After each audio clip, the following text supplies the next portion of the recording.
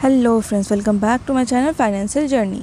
इस वीडियो में मैं शेयर करूंगी अपनी मम्मी का पोर्टफोलियो जो मैंने बनाया था 17 मार्च 2025 को।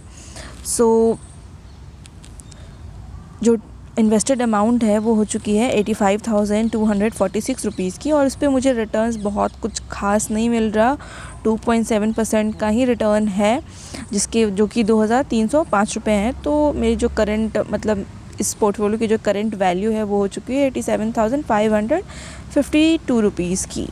और XIR देखें तो 7.43% का XIR दिखा रहा है।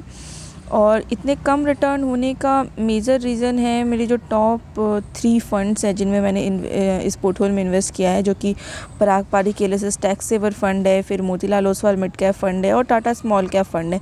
ये तीनों ज़्यादा अच्छा कुछ खास परफॉर्म नहीं कर रहे हैं।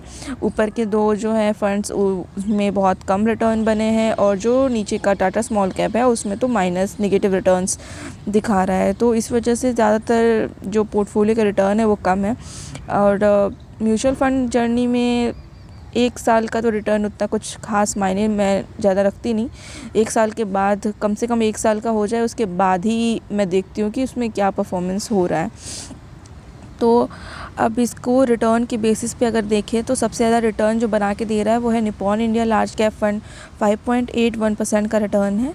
उसके बाद HDFC फोकस फंड, इसमें 5.71% का रिटर्न है। Canara Robeco large cap fund 5.5% का रिटर्न है। और UTI Nifty next 50 index fund में 3.38% का रिटर्न है। और फिर Parag Parikh ELSS tax saver fund में 3.16%, then Motilal Oswal mid cap में 3.1%, निपॉन इंडिया स्मॉल कैप में 1.32% और टाटा स्मॉल कैप में -4.59%। ये थी रिटर्न्स। अब क्योंकि जो रिटर्न का बेसिस है वही XIR की जो चेंजेस होंगे वो भी XIR इसी तरीके से होगा, सबसे ज़्यादा और सबसे कम के बेसिस पे अगर हम करते हैं, क्योंकि सारे फंड्स एक ही टाइम पे शुरू हुए थे। अब पोर्टफोलियो एनालिसिस देखें तो पोर्टफोलियो एनालिसिस में सारे फंड्स जो हैं वो इक्विटी में ही लगे हैं, और जो सेक्टर है उसमें सबसे ज़्यादा जो सेक्टर है वो है financial sector, then consumer, then technology, फिर इंडस्ट्रियल और फिर मटेरियल।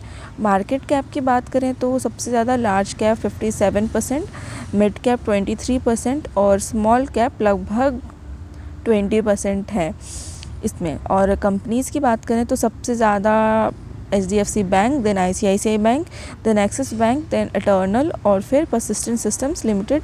ये टॉप 5 कंपनीज़ हैं जिसमें कि जो मेरे म्यूचुअल फंड इन्वेस्टर मैनेजर हैं उन्होंने इन्वेस्ट कर रखा है। और लगातार SIP जारी है। वैसे तो मार्केट उठ रहा है, गिर रहा है, वो तो चलता रहता है, बट अब देखते हैं कि टाटा स्मॉल कैप में अभी भी गिरावट, जो भी टाटा स्मॉल कैप ने ख़रीदे हैं कंपनीज़ वो सब लगातार गिर रहे हैं।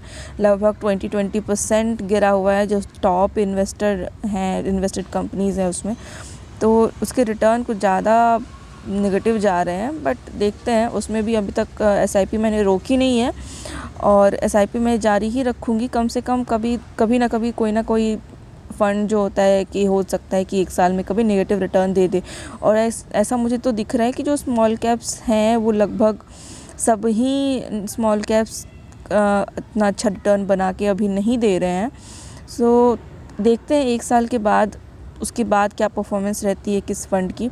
उसके बाद ही फिर मैं कुछ अगर एलोकेशन वगैरह चेंज करने का होगा, या फिर SIP उसमें से स्टॉप करके किसी और में स्टार्ट करने का होगा। लेकिन ये तो फिक्स रहेगा कि पर मंथ 10,000 रुपये की SIP तो जाएगी ही जाएगी। यू कैन सी सारे ऑर्डर्स लगे 3 दिसंबर वगैरह तक सारे ऑर्डर्स हैं ये सब।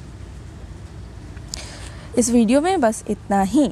आप बताइए कि आपके म्यूचुअल फंड में कितने रिटर्न्स बन रहे हैं और कब से आपने इन्वेस्टिंग शुरू की है। Thanks for watching, bye bye, stay invested.